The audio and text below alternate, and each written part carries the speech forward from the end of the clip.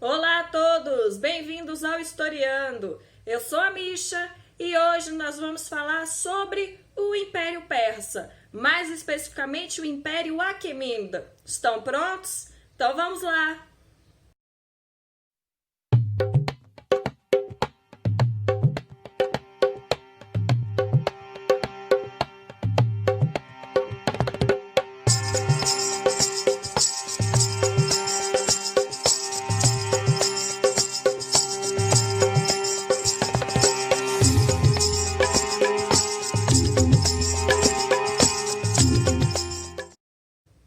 Ok, antes de começarmos a nossa aula, eu gostaria de fazer uma observação inicial. Qualquer aula que eu montar ou que eu monte para vocês, eu sempre consulto livros didáticos e sempre resolvo questões de vestibular do Enem dos últimos 5 anos. Dito isto, eu posso falar para vocês, com certeza, que Pérsia não é um tema cobrado nos vestibulares no Enem, embora faça parte da grade curricular de vocês nas escolas. Mas dois fatores me levaram a gravar uma aula sobre a Pérsia Antiga. O primeiro é que esse conteúdo é muito mal trabalhado nos livros didáticos. Assim, basicamente parece que o capítulo escreve que a Pérsia existiu e acabou. E foi isso. Mais nada, não tem muita informação. E o segundo motivo é que a gente precisa desse background sobre a Pérsia para poder entender guerras greco-pérsicas quando a gente vai estudando isso. Como é que a gente vai poder estudar a guerra entre dois povos se você não tem desconhecimento total sobre um deles? Então, para poder fornecer informações sobre a Pérsia, para que a gente possa compreender melhor as guerras greco-pérsicas quando nós estivermos estudando Grécia, é que eu resolvi gravar esta videoaula para vocês. Então, a primeira coisa que eu vou falar para vocês rapidamente é sobre a localização. Por volta mais ou menos de 1500 a.C., os povos indo-europeus invadiram e conquistaram o Planalto do Irã, que está situado a sudeste da Mesopotâmia. E dentre esses povos que invadiram o Planalto do Irã, nós temos dois que a gente precisa destacar, os medos e os persas. A Pérsia Antiga, ela situava-se a leste da Mesopotâmia, vocês conseguem ver isso no mapa, e se estendia das montanhas do norte do Cáucaso e do litoral do Mar Cáspio às montanhas sul de Zagros e ao Golfo Pérsico. Então, isso fica muito bem situado no mapa, então essa região inicial da Pérsia, porque a Pérsia vai ser muito mais do que isso. E antes de falarmos sobre o Império Persa, nós precisamos falar um pouco sobre a palavra Pérsia em específico, porque assim como os gregos não chamavam a região onde eles viviam de Grécia, aliás, eles nem se chamavam de gregos, acontece que os persas também não se referiam ao lugar que eles viviam como Pérsia. E esse é um destaque importante, porque seus termos são realmente muito mais próximos da ideia em torno de terra dos arianos, ou então eles usavam termos como Ariananvega, que é território dos arianos, ou Eranchá, que seria reino dos arianos, ou Eram. Então, na verdade, acontece que o nome moderno do país onde estava localizada a Pérsia Antiga, ou seja, a palavra moderna Irã, provavelmente é muito mais apropriada ou, de certa forma, muito mais próxima da forma como a região se chamava do que se utilizar o termo Pérsia. E aí fica a pergunta, né? Ai, professora, mas então assim, por que os gregos chamavam a região de Pérsia, aquele território de Pérsia? E aí tem explicação. O Império Persa, que nós consideramos como sendo verdadeiramente o primeiro Império Persa, que é o Império Aquemênida, ele emerge de uma região chamada de Parsa, ou mais especificamente Pars, que essa região corresponde hoje à moderna província iraniana de Fars. E aí, desde que os líderes do Império Persa, e especialmente quem teria fundado o grande Império Aquemênidas, né, Ciro o Grande, veio dessa região chamada de Parsa ou Pars, os gregos os chamavam de persas. Na verdade, eu ainda posso fazer mais uma incorreção. Pérsia é o termo latinizado que os gregos utilizavam para chamar a região. Mas, de toda forma, eles não chamavam como os persas chamavam. Na verdade, muitas vezes eles acabavam confundindo e chamavam os persas de medos também, e os medos de persas, porque eles não viam muita diferença entre os dois. Mas essa questão linguística, ela é importante, vocês vão entender por quê. E aí, como é que se institui, então, esse Império Aquemênida, que é o que nos interessa? Nós não falaremos do Império Elamita, nem dos Medas, nem dos outros impérios que vão suceder ao Império Aquemênida. Não nos interessa aqui nessa videoaula. Mas a história, pelo menos o que nós temos de narrativas e de vestígios arqueológicos, nos dizem que em 559 a.C., o Ciro torna-se líder da Pérsia, mais especificamente Ciro II. E ele era o bisneto do primeiro rei persa, Aquêmenes, cujo nome é o porquê dos historiadores chamarem o Império Persa de Aquemênida, por conta do bisavô de Ciro II, Aquêmenes. E aí, antes do governo de Ciro, antes de Ciro assumir o poder na Pérsia, a Pérsia era um estado tributário do Império Medo, que era governado pelo avô de Ciro, Astíages. A Pérsia pagava para os medos por proteção e para manter um certo nível de independência. Vocês têm que ter noção que vizinho ali à Pérsia está a Mesopotâmia. Então, não é de muito ilógico pedir para que se pagar pedindo proteção, não. E eles, pagando por essa proteção, eles conseguiam manter, assim, uma certa independência. Não totalmente, porque eles estavam, de certa forma, dependentes do Império Medo. Não se sabe por que cargas d'água, são razões completamente desconhecidas para nós, quem sabe no futuro arqueólogos e historiadores consigam explicar isso. Mas Ciro entra em conflito com seu avô. Ciro entra em conflito então com Astíages, rei do Império Medo. E aí ele inicia uma rebelião, convencendo o exército de Astíages a se rebelar contra o seu rei. E eles aceitam, eles se rebelam contra Astíages e o entregam para Ciro como sendo prisioneiro. Ciro, então, ele vai marchar para a cidade meda de Ecbátana e vai ser reconhecido como novo governador dos Medos. E aí Ciro comemorou sua vitória sobre Astíages, construindo uma cidade no local da batalha, nomeando-a com o nome de sua tribo, Parsárgada, ou seja, Parsárgada. Viu como faz sentido a gente estudar um pouquinho da etimologia da palavra Pérsia, do porquê se chama Pérsia? E aí ele constrói Parsárgada, que vai ser capital do império durante um tempo, em homenagem à sua tribo. E ao derrotar Astíages, Ciro assumiu o papel de governante do que fora o Império Medo. Então ele conseguiu juntar os dois impérios, conseguiu juntar a Pérsia e o Império Medo. Porém, nem todo mundo que prestava homenagem a Astíages vai aceitar Ciro como sendo seu novo governante. E aí, na tentativa de solidificar o seu poder, Ciro teve que encontrar uma maneira de colocar os governantes menores desses outros territórios sob o seu controle. E aí, o sucesso que ele teve nesse empreendimento rendeu a Ciro o título de Ciro o Grande. Ele foi um comandante militar extremamente bem-sucedido, mas ele também reconheceu a necessidade de deixar as regiões que ele conquistou em boa ordem econômica para que ele pudesse recolher as receitas advindas dos tributos.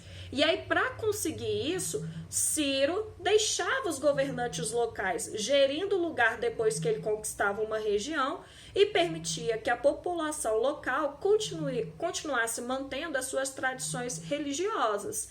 Então, basicamente, ele fazia assim, ele invadia um determinado território, aí ele chegava para o governante local e falava assim, olha, eu vou deixar você continuar no poder, você vai poder administrar aqui o território do jeito que vocês faziam antes, vocês vão poder manter suas tradições religiosas, sua cultura, eu não tô tô nem aí para isso, eu só quero uma coisa, que vocês me paguem os tributos devidos, me pagou os tributos, eu deixo vocês aí de boas.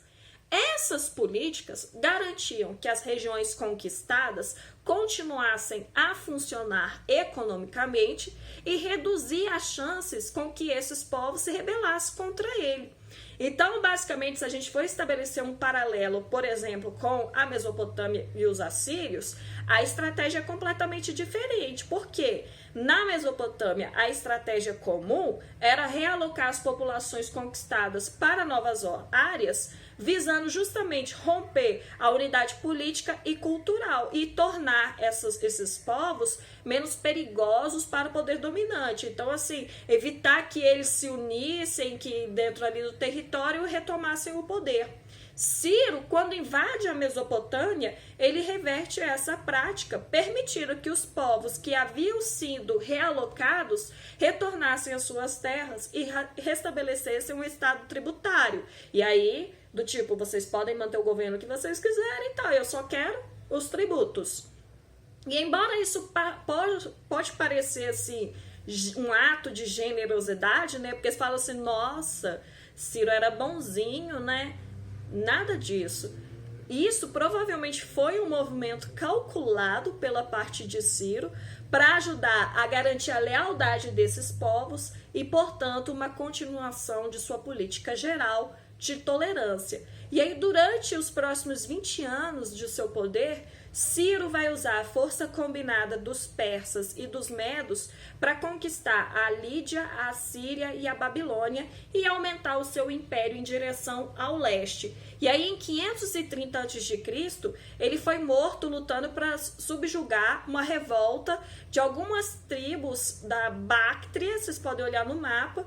E aí, na tentativa de subjugar essas revoltas, ele acabou morrendo e aí assume o trono seu filho Cambises II.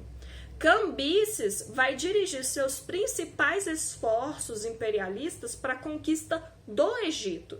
O faraó egípcio Amasis tinha, à época, criado uma poderosa marinha e ele buscou fazer uma aliança com vários estados do Mediterrâneo, incluindo Esparta e Samos, em uma tentativa de resistir ao avanço dos persas. E Cambises havia criado também a sua própria marinha, tripulada por seus súditos na Jônia, na Fenícia e na Sicília. E aí ele ataca o Egito em 525 e consegue capturar o novo faraó Psamético após um cerco de 10 dias em Mênfis. E aí levou 3 anos para que ele conseguisse consolidar o seu poder no Egito. E aqui a gente precisa fazer um parênteses, porque nesses 3 anos que ele fica no Egito, meio que fica um vazio de poder na Pérsia, né? E aí, enquanto Cambises II estava no Egito, apareceu um homem que fingiu ser o irmão dele e tentou tomar o controle do império. Reza a lenda que o usurpador se chamava Esmerdes e ele tinha o mesmo nome do irmão de Cambises. E esse fulano, esse Esmerdes, ele era supostamente um poderoso mago. E aí Esmerdes, ele usurpa o trono, né, e ele consegue reinar por 7 meses. Aí no 8º mês a galera começa a desconfiar, fala assim, eu acho que esse aí não é o irmão de Cambises, não. E aí foi feita uma conspiração para poder retirá-lo do trono. Inclusive, se vocês tiverem curiosidade de ler sobre isso, porque é muito sensacional a história, vocês vão procurar o Heródoto e suas histórias no livro 3, lá por volta ali do parágrafo 68, que ele começa a narrar sobre esse episódio de Esmerdes. Mas, voltando aqui ao que nos interessa, Cambises ouve isso, a notícia chega para ele no Egito, ó, tem alguém se passando por seu irmão, fingindo que é seu irmão e tomou o poder do trono imperial persa. E aí Cambises escuta isso e resolve voltar em direção à Pérsia. Parênteses, vamos falar agora de uma das mortes mais idiotas da história. Inclusive, acho que um dia eu farei uma videoaula sobre as mortes mais idiotas da história. E vai estrelar, assim, várias mortes, vários imperadores romanos. É sério, Roma tem, assim, como é que eu posso falar? A habilidade de ter morte idiota. Mas Cambises consegue entrar nesse rol também. Porque ele ouve, né? Fala assim, nossa, tem alguém lá que tá fingindo ser meu irmão e que tá governando. E aí ele sai a cavalo do Egito em direção à Pérsia. Aí ele consegue cair do cavalo e se empalar com a própria espada. Sério, se empalar com a própria espada após cair do cavalo. É uma morte estúpida, é uma morte muito estúpida. De toda forma, assim, as circunstâncias da morte de Cambises são meio misteriosas. Existem alguns indícios de que não foi um acidente, mas de toda forma, versão oficial para nós, por enquanto, ele caiu do cavalo, sobre a espada dele se empalou, morreu. E aí, lembra quando eu falei para vocês que estava tendo toda uma conspiração lá dentro do Império para tirar Esmerdes do poder? Dário, que era um aristocrata persa, liderou a conspiração para poder assassinar o usurpador, e aí ele consegue ter sucesso nesse empreendimento, a conspiração funcionou e ele se instala como rei. Dário, ele era um parente distante da família real. E embora Dário tivesse uma alegação legítima para poder assumir o trono, porque ele era um parente distante de Cambises II, vários outros reclamantes ao trono persa desafiaram Dário para poder assumir o trono. E aí muitas regiões do império viram o caos resultante como sendo uma oportunidade de se rebelar contra o domínio aquemênida e poder sair livre do jugo persa, né? E esses eventos levaram o Império Persa ao caos e à guerra civil que se arrastou por quase um ano. Dário conseguiu o suporte de vários líderes persas, cujos exércitos permaneceram leal. E apesar da sua subida heterodoxa ao poder, ele vai conseguir eventualmente subjugar todos os rivais aristocráticos e várias das dinastias locais que aproveitaram essa agitação e esse caos político como uma oportunidade para se libertar do jugo persa, e ele vai se estabelecer como o único governante da Pérsia, reconquistando todas essas regiões rebeldes e fazendo com que o Império Aquemênida atingisse a sua maior extensão. Tanto é que o Império Persa é um dos maiores impérios da história. Em parte como uma resposta para os desafios iniciais que Dário enfrentou, por conta dessa tentativa de desagregação dessas várias regiões que estavam sob o domínio persa, Dário reorganizou o império dividindo em satrapias. Satrapias ou províncias é a mesma coisa, mas o termo utilizado historicamente é satrapias. Caso isso apareça porventura, quem sabe um dia no Enem, no vestibular de vocês já estão sabendo, né? E aí, para cada satrapia, Dário nomeia um sátrapa, que é um governador político.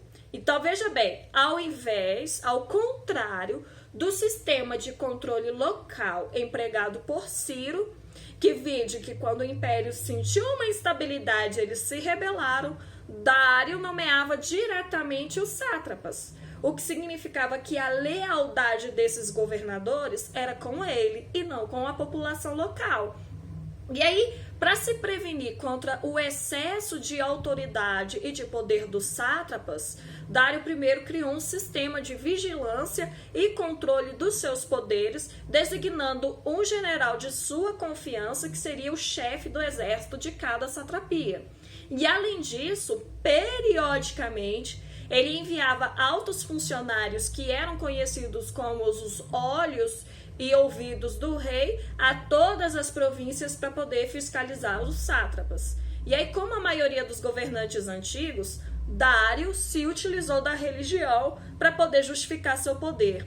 Ele alegou que o deus zoroastriano Ahura Mazda o havia designado para poder governar o mundo. E aí, para enfatizar seu poder sobre os sátrapas designados e também para demonstrar que ele era o governante de um império diversificado e não de um único reino ou povo, ele recebeu o título de Rei dos Reis.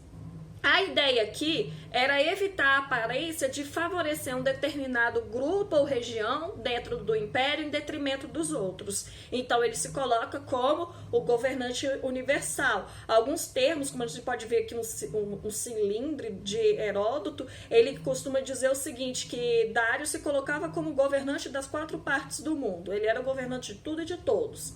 Dário anexou partes da Ásia Central e boa parte do Nordeste da Índia. Ele fez uma campanha sem sucesso contra os citas na região do Mar Negro Ocidental, e ele estendeu territórios sob seu controle até a Europa, conquistando partes da Trácia, que ficava ao longo do litoral norte do Mar Egeu.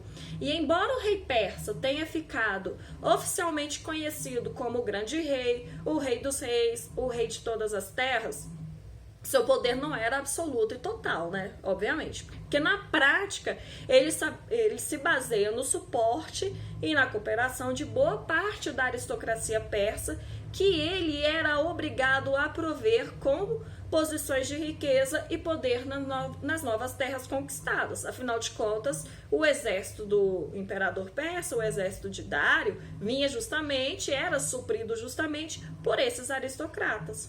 E aí, consequentemente, essas terras eram divididas em províncias, cada província era administrada por um aristocrata persa, um sátrapa.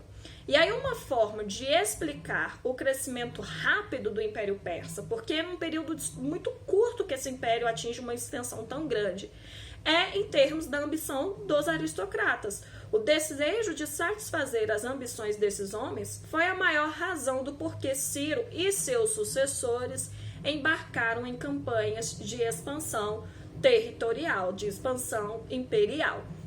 E aí os nobres persas possuem uma longa tradição de serem guerreiros ferozes e aristocratas independentes. E aí, nesse sentido, eles não aceitavam um papel inferior na hierarquia do império. Os indivíduos que eram próximos ao rei eram frequentemente nomeados sátrapas de províncias grandes ou estratégicas, enquanto outros eram nomeados comandantes dos exércitos ou outras posições de responsabilidade dentro do império. E aí, por volta de 499 a.C., as cidades gregas na Jônia, que estão a oeste do que seria a Turquia moderna, se rebelaram contra o domínio aquemênida e eles foram apoiados em sua rebelião por cidades e estados da Grécia, o que levou a invasões persas retaliatórias na Grécia. Tanto é que a gente vai ver isso mais à frente, mas em 490 a.C., o exército de Dário foi derrotado pelos gregos na Batalha de Maratona, e aí por volta de 480 e 479 a.C., o filho de Dário, Xerxes, embora tenha sido mais bem sucedido nas suas conquistas, mas ele também não conseguiu dominar os gregos. E aí o fracasso de Xerxes em derrotar os gregos marcou o fim da expansão aquemênida. Isso é a extensão máxima que o império vai chegar será justamente com Dário. E aí durante o século e meio seguinte, os reis aquemênidas aumentaram os impostos e continuaram a interferir na Grécia por meio de estratégias econômicas e políticas em vez de invasões militares, porque eles viram que não conseguiam, né? E aí, com o fim da expansão, houve mais tentativa dos governantes regionais de escapar do Império Aquemênida. Muitos dos grupos distintos dentro do Império viam cada vez mais menos razões para poder permanecer parte do Império Persa. Tanto é que em 334 a.C., Alexandre da Macedônia, vulgo Alexandre o Grande, vai invadir a Pérsia, e em 330 a.C., o rei persa Dar III vai ser assassinado por um de seus generais, e Alexandre vai reivindicar o trono do Império Persa. E aí a gente fecha um pouco aqui da história política do Império Aquemênida. Aí a gente precisa falar um pouquinho da economia, né? Porque inicialmente a economia persa baseava-se na agricultura, centeio, trigo, cevada e na criação de gado. E assim como os outros povos da Antiguidade Oriental, existia a servidão coletiva em que os trabalhadores prestavam serviço ao Estado. Com a expansão do império, a unidade política e a construção de estradas facilitaram a comunicação. A Estrada Real, que é uma estrada que vai da cidade de Sardes a oeste até Susa a leste, vocês podem observar no mapa, porque é uma puta de uma grande estrada, foi concluído durante o reinado de Dário. Dário criou uma rede de espiões para garantir que os sátrapas cumprissem suas ordens e que esses espiões também pudessem observar sinais de rebelião. E foi também construído um sistema de mensageiros e cavalos ao longo da Estrada Real que permitia a rápida transmissão de informações de e para Dário. Então, basicamente, havia entrepostos de comunicação ao longo da Estrada Real. Então, o cara saía de cavalo para ter um entreposto, entregava a carta, aí saía outro cara de cavalo e esse ficava descansando, ia para o outro entreposto. Então, assim, a carta não parava em momento nenhum. Ao invés de ter só uma pessoa para poder fazer essa comunicação, havia uma série de redes de mensageiros e informações para que, se acontecesse, chegasse de forma mais rápida. E numa época que o transporte terrestre era caro e perigoso, a estrada ela também oferecia aos comerciantes uma rota relativamente segura e eficiente, porque ela estava sendo constantemente fiscalizada pelos poderes do imperador. Dário vai fazer uma revolução econômica. Então a gente viu, nós estamos falando de modo de produção asiático? Sim, nós estamos falando de modo de produção asiático, porque nós vimos aqui a agricultura, nós vimos aqui servidão coletiva, o Estado detentor de todas as terras, todas as características do modo de produção asiático. Contudo, Dário vai introduzir uma moeda padrão, uma moeda de ouro conhecida como dárico.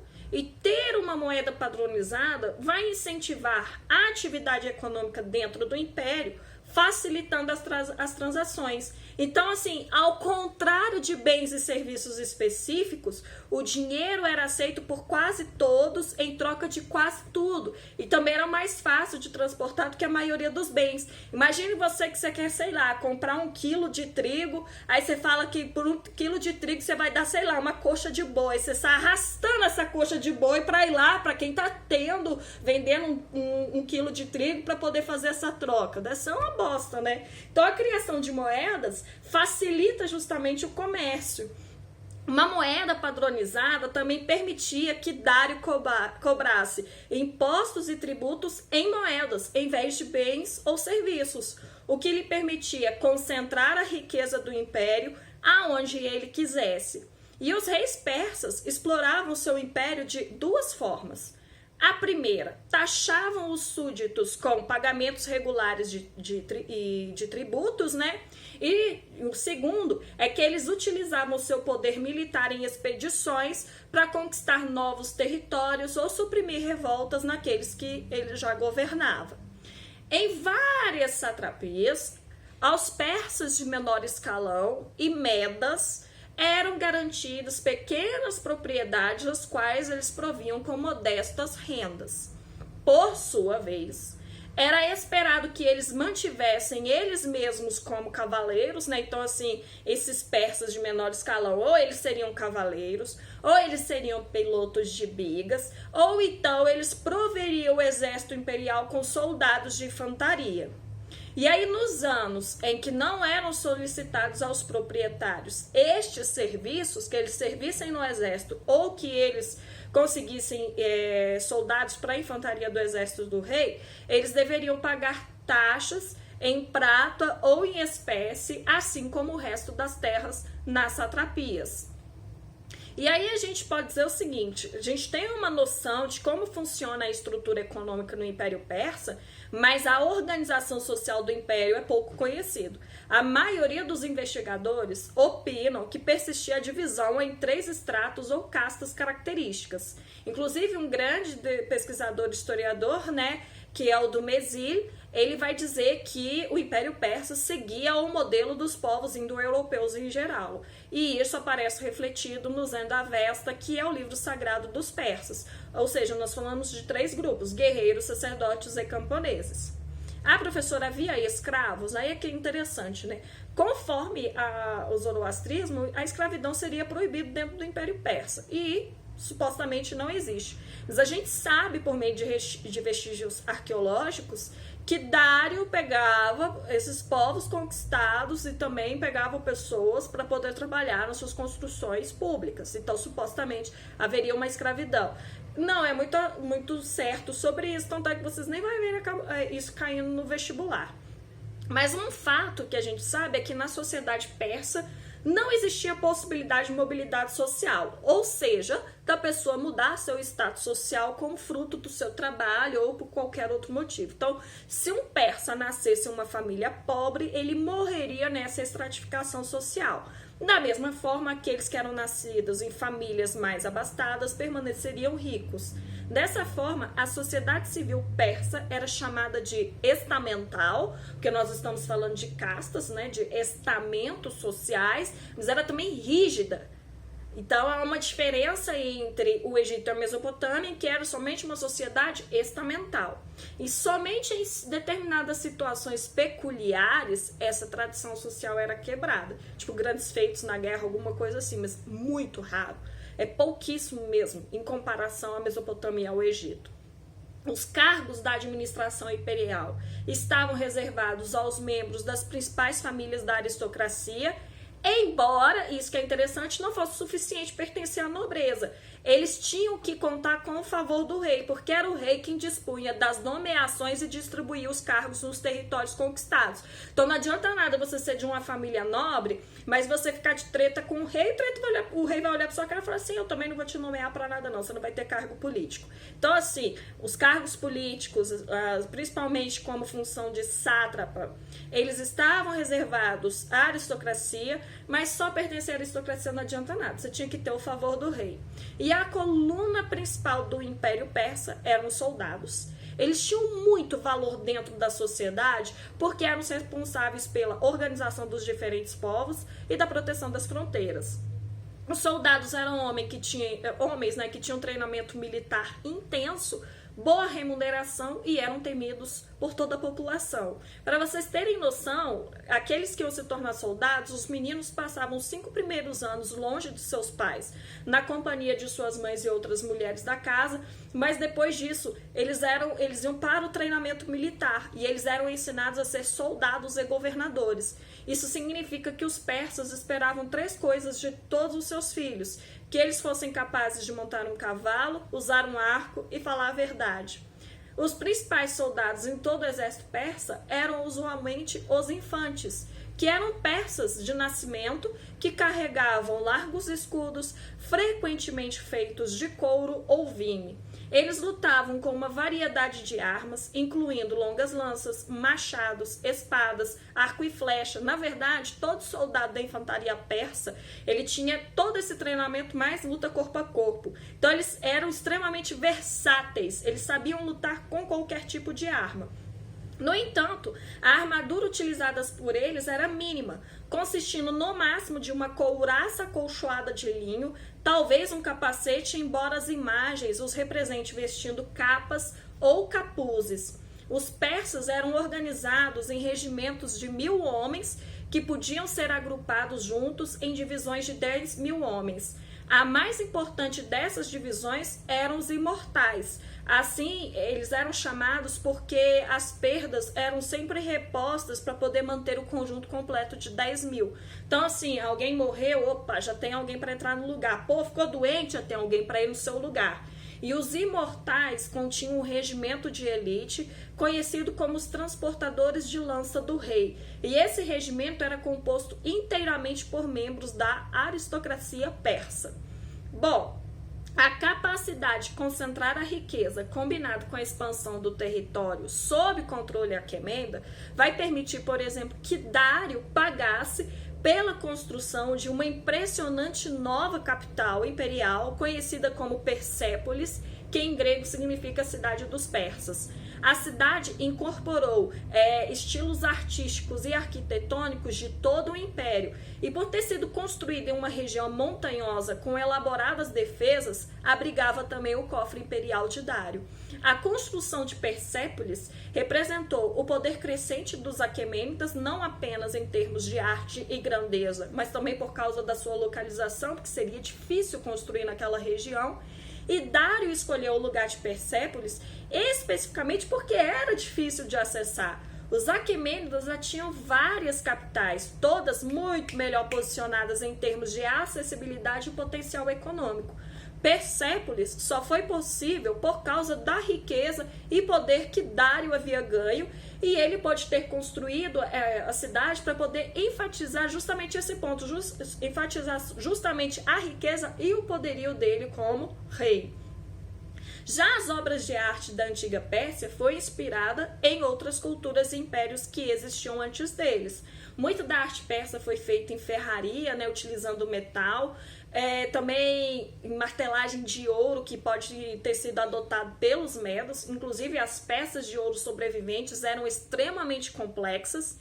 E o Império Persa também incorporou trabalhos em pedra e alto relevo. A maioria dos trabalhos em alto relevo foi modelada seguindo as técnicas e poses egípcias, como vocês podem observar. E um ponto de destaque fundamental nesse aspecto cultural é a grande inscrição de Berrinstu. A inscrição de Berrinstu é para a escrita cuneiforme persa, o que a pedra roseta é para os hieróglifos. É o documento mais importante no deciframento de uma língua até então esquecida. O texto é uma declaração de Dário I e inclui 3 versões do mesmo texto, escrito em 3 línguas e alfabetos diferentes: o persa antigo, o elamita e o babilônio.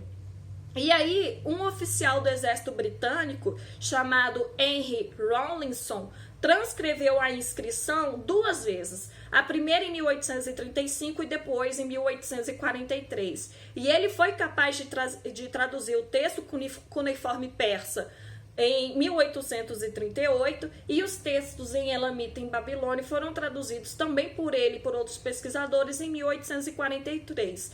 E a inscrição de Berrinstu traz uma série de inscrições sobre Dário I.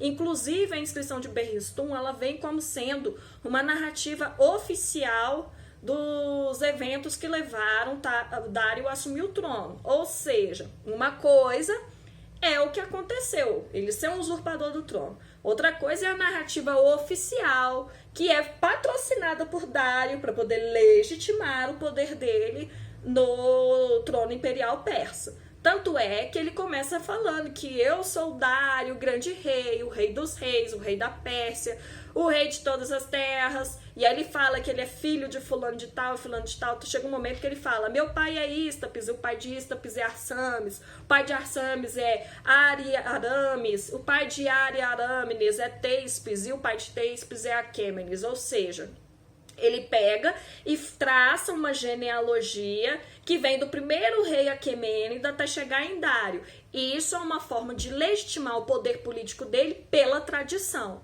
Mas ele também vira e fala o seguinte, que pela graça de Ahura Mazda, eu sou rei, Ahura Mazda me deu o reino.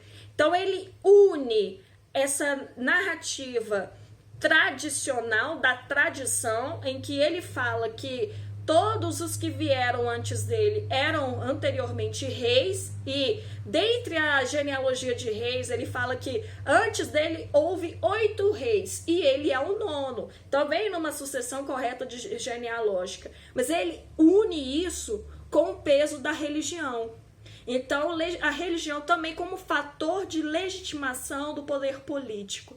Então, junta-se as duas coisas, soma-se as duas coisas, e ele constrói de forma bastante complexa uma narrativa que justifique o poder imperial dele. E aí,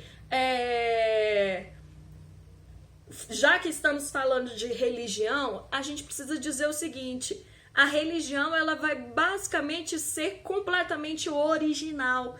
A cultura persa vai mostrar a sua originalidade na religião, basicamente devido à influência reformadora do profeta Zoroastro.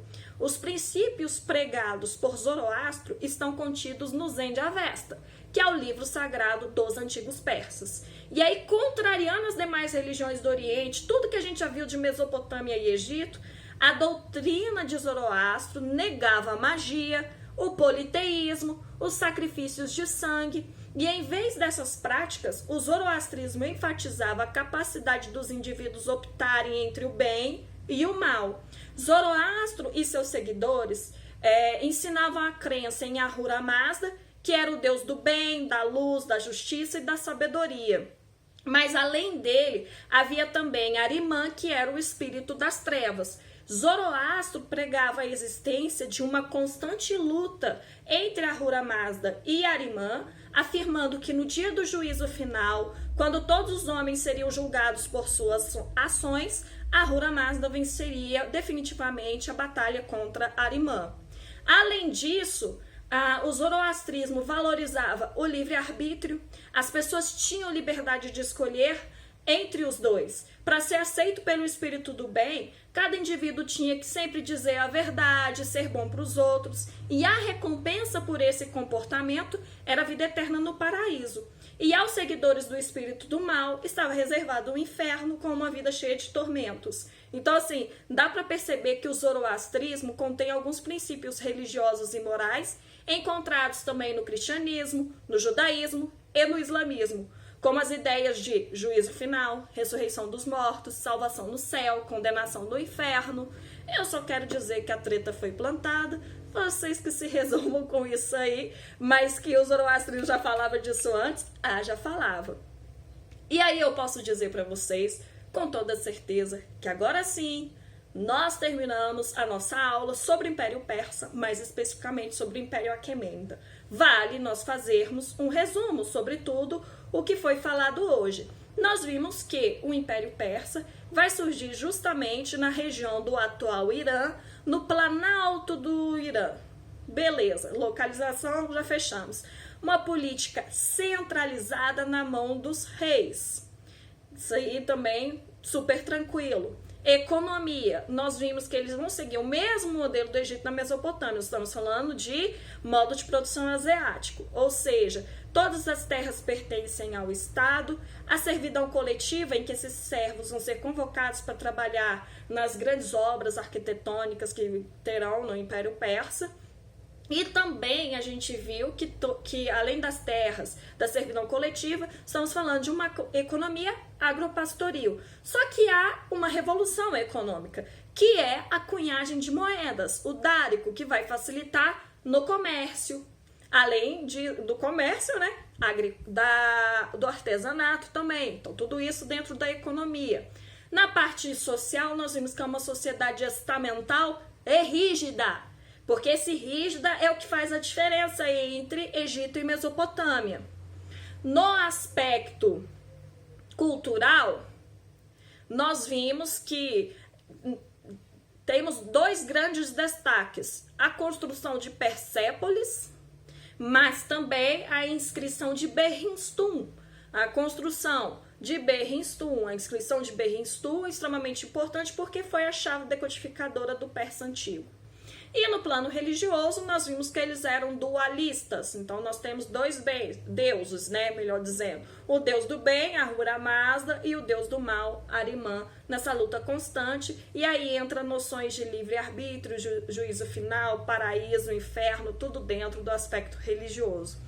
Eu espero que vocês tenham gostado. Se tiverem gostado, deem um like aqui no vídeo. Não deixem de seguir os nossos canais também do Telegram e do Instagram. No Telegram, especificamente, nós colocamos as nossas listas de exercício. E no Instagram, nós vamos postando novidades, postando resumos, alguns cards. Então, vale a pena seguir as nossas redes. Foi um prazer estar aqui com vocês hoje e até a próxima!